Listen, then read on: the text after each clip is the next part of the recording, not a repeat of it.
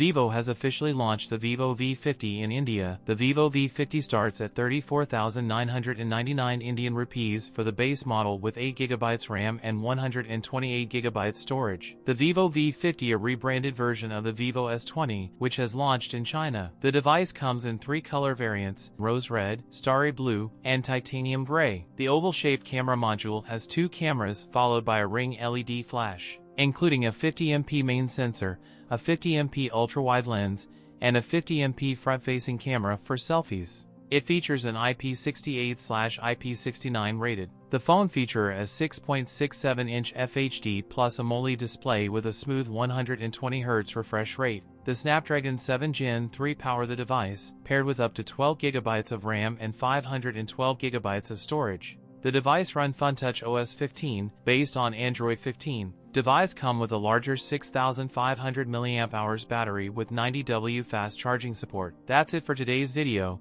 If you enjoyed it, don't forget to like, comment, and subscribe for more content. Thanks for watching, and I'll see you in the next one.